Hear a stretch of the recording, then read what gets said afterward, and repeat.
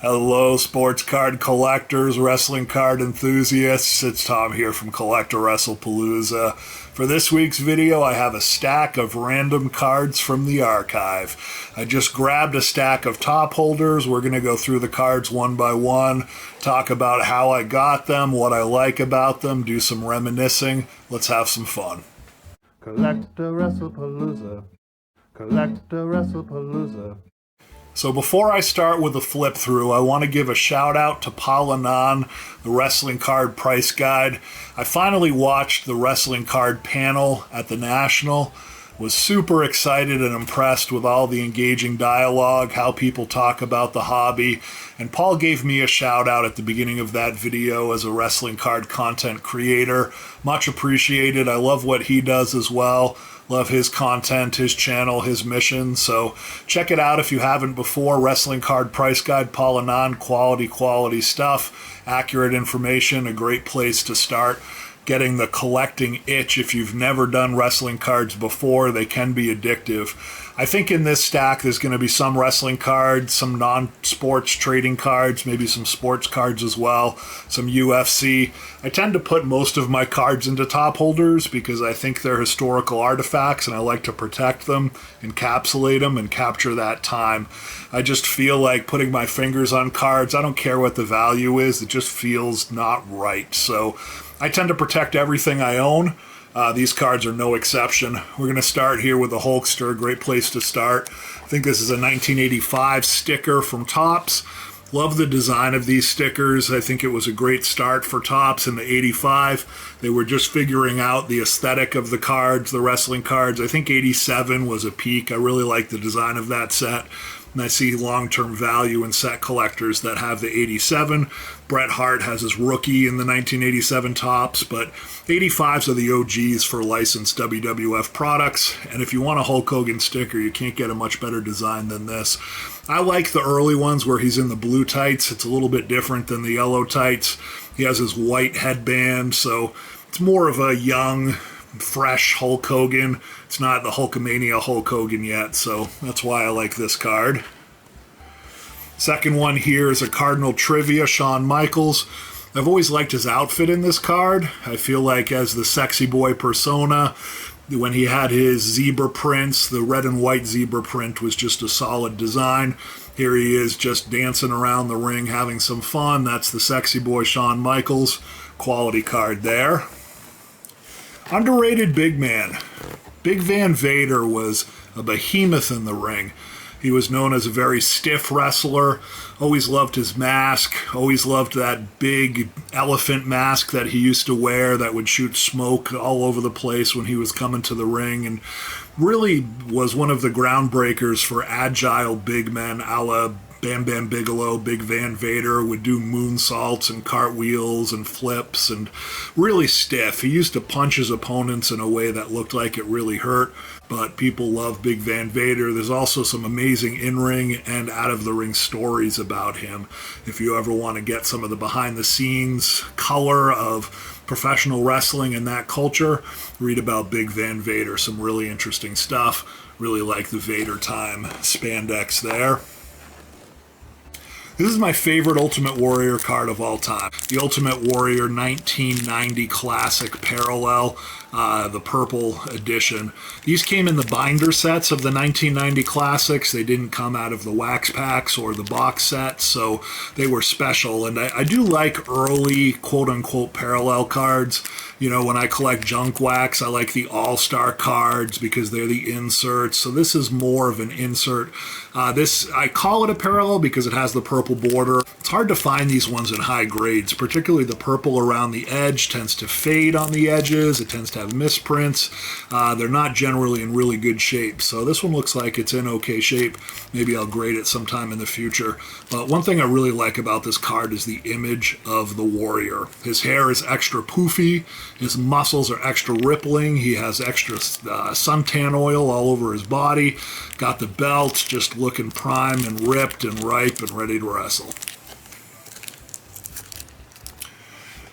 We got a Jordan card here. I have a number of Jordans. I bought a box of random LeBron James, Michael Jordan, and Kobe Bryant cards from a seller at one point. I don't think any of them have a ton of value, but MJ's a good long-term hold, and I really liked the seller, so I trusted what he sent me.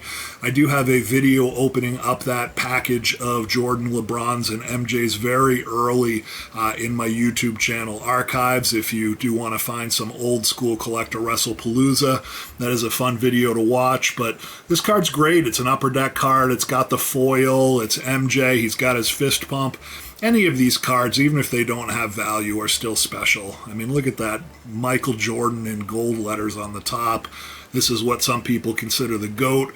I consider LeBron to be the GOAT. I know that's not a popular opinion, but I'm just a LeBron fan. And my favorite phase of LeBron is evil LeBron, when he was on the Heat, the decision, all that stuff, when he was riling up all the controversy. I felt like that really hit a nerve with a lot of fans. So anyway, I do collect Jordan, though, but that's all I own of Jordan is what I got from this box. I don't have any of his big cards. I just have a lot of the 1990s inserts and these just random, probably overproduced cards. But again, good long-term play. Michael Jordan probably is not going to go down in value, or at least he's not going to incrementally go down in value more than the hobby goes down itself, because he is synonymous with basketball.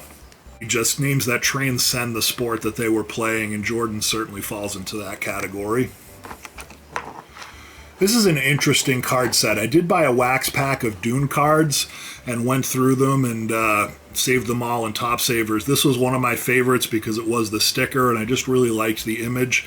It's another good way to think of trading cards, particularly non-sports trading cards, is think of them as pieces of art and look for ones that are aesthetically pleasing. I just like the layout of this card. I like the background.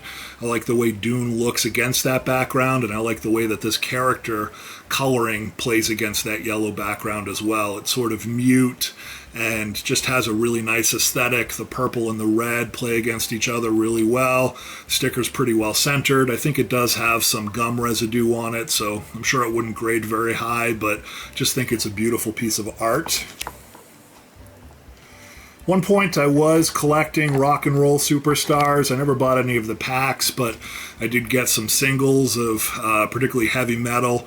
I do think the 80s and 90s heavy metal is just a real time period and just has real character to it, and particularly Ozzy Osbourne here, Bark at the Moon.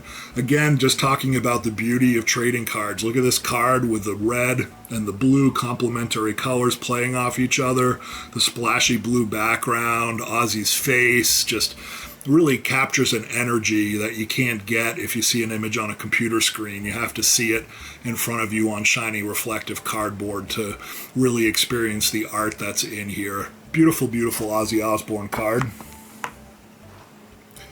Again, early on in my channel, I opened up a number of Cyndi Lauper wax packs looking for Hulk Hogan cards. I did put most of them into top holders.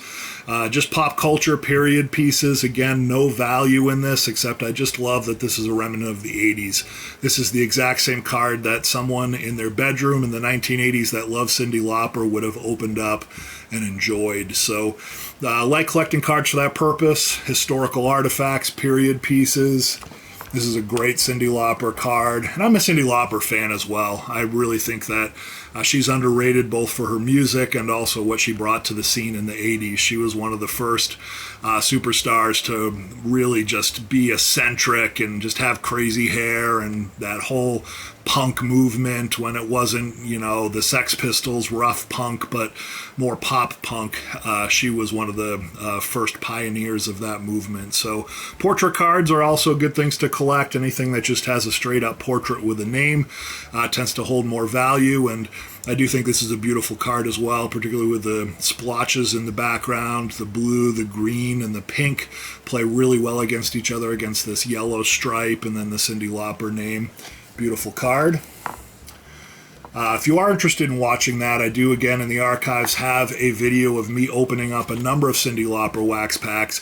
I was looking for wrestling cards. I was looking for the rock and wrestling connection.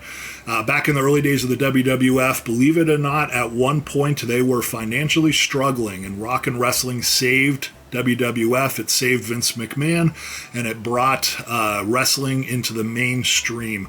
Lots of interesting stories about that if you go back and read about it. But early Cyndi Lauper videos for Girls Just Want to Have Fun, and the Goonies song, I forget what it's called, The Kids Are All Right, or something like that, did feature Captain Lou Albano. It featured other WWF superstars. I think Rowdy Roddy Piper might have made some appearances, Freddie Blassie, just a who's who of WWF Hall of Famers at the time. Another great thing to go back and look at if you are a wrestling fan or a pop culture fan, the Rock and Wrestling Connection, Cyndi Lauper, and some of those early music videos are a lot of fun. I was buying UFC for a while. I tend to look for 2009 Round 1 cards. This is a card of the natural Randy Couture. I think this one is signed. It may not be. I do have one that's signed, and it's very hard to see the signature because he signed in black right on the referee's outfit there. Maybe this is the unsigned version, but I do like the 2009 UFC Round 1 cards because they're the first official MMA cards that really came out that were licensed.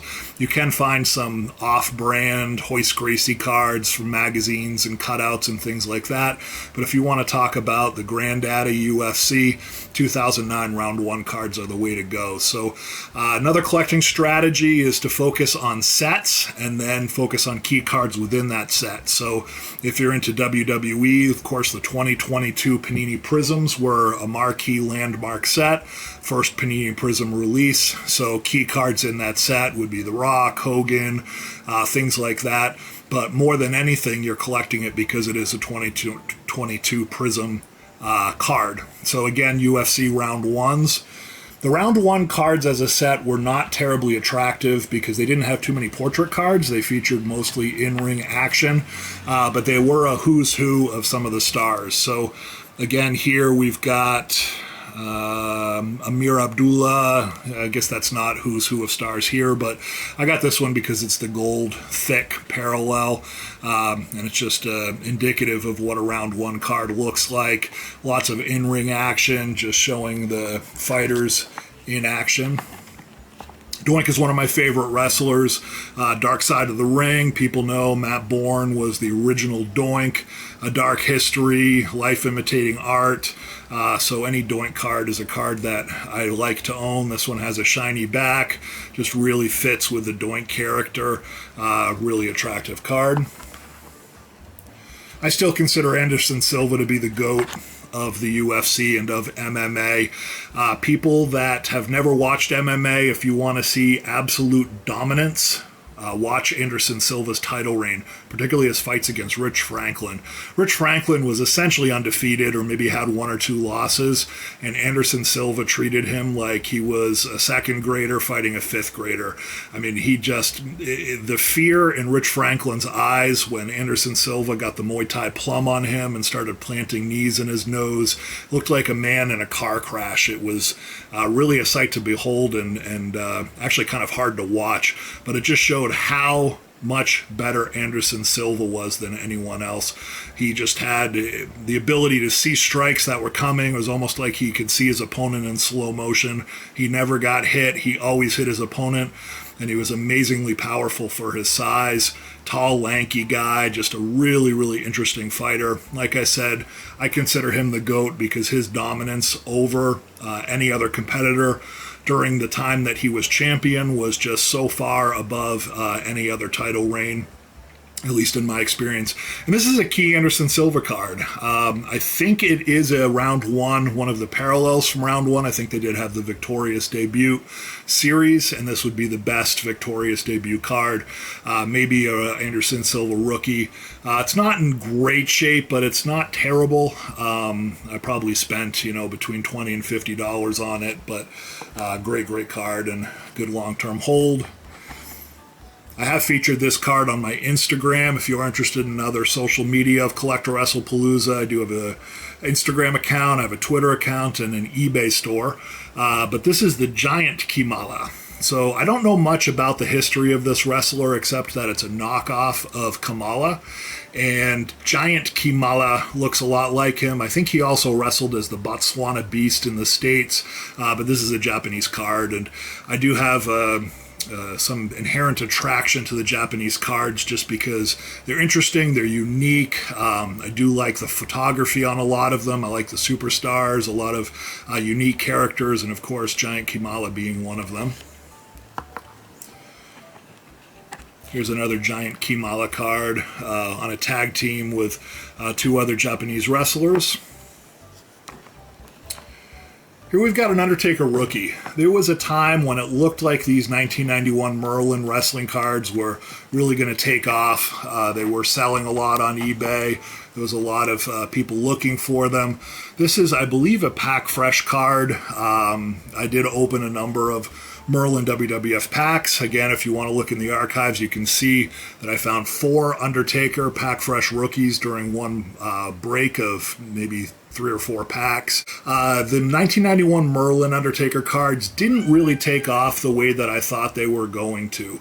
I just find this to be a more attractive card than the 91 Classic, but the 91 Classic is the one that the hobby has gravitated towards. Still going to hold on to this. I think this is the Italian version, which is not the rarest version in the Merlins, 91 Merlin. The Italian would be the most common, German is a little rarer, and then the UK ones are the most rare that actually have English on the back. But, I mean, look at this card. Looks like a Sears portrait studio with the background and just the dead man Undertaker with the big eyes looking at us with the big lapel and all of that stuff. You know, this is 1991 Undertaker right here as far as I'm concerned. And also the card is a little smaller, which makes it unique and gives it a certain energy to it. I do love it in the pack fresh state. Just feels like something very special.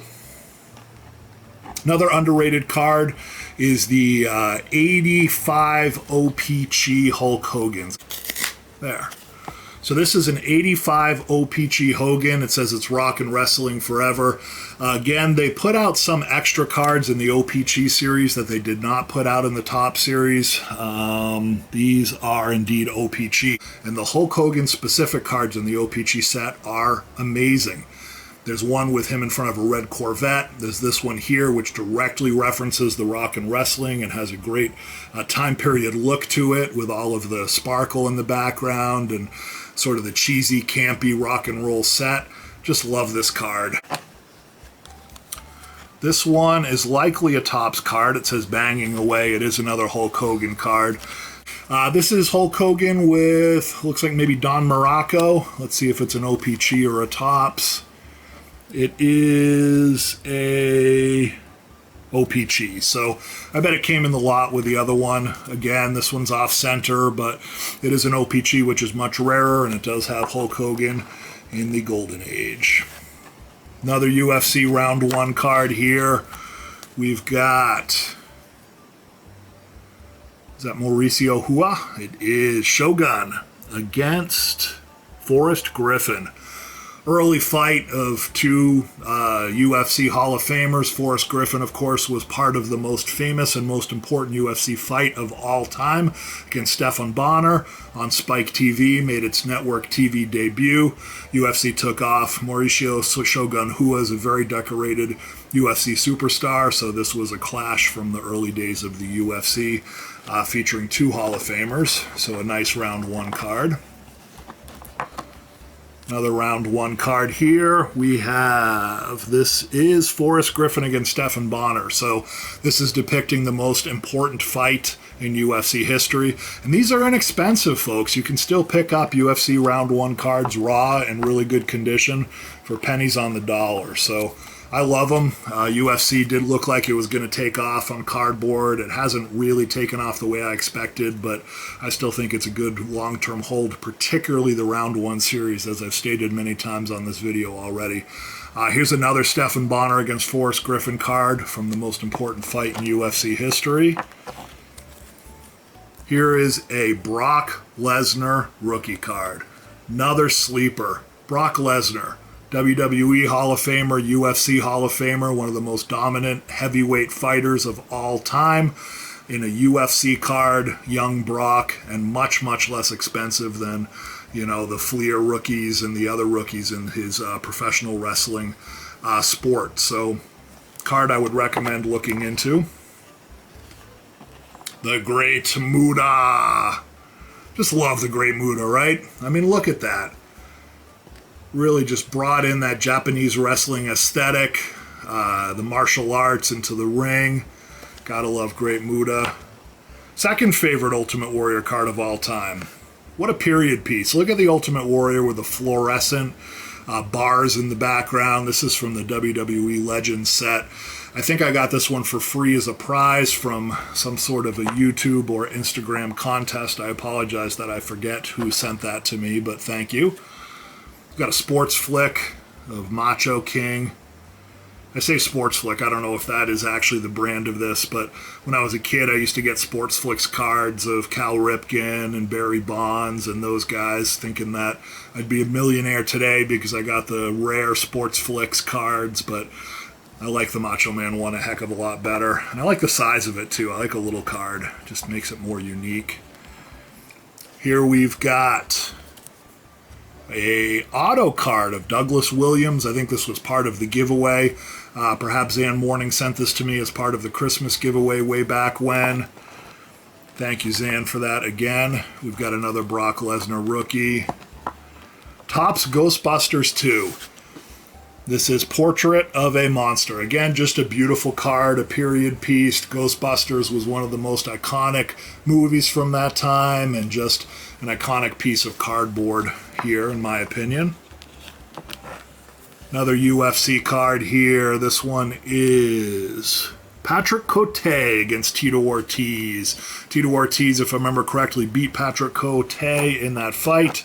It was his march back up the mountain to the heavyweight, or I should say light heavyweight championship. This feels like, yeah, it's a thick card here. This is a gold card, so a parallel. This is Gabriel Gonzaga. Another thick gold card here. This one is Tyson Griffin against David Lee. This is a round 2 card of Anderson Silva, but just like the shot of him dancing in the ring, this is what he would do. He would showboat. He just knew he was the best, and he would let everyone know it.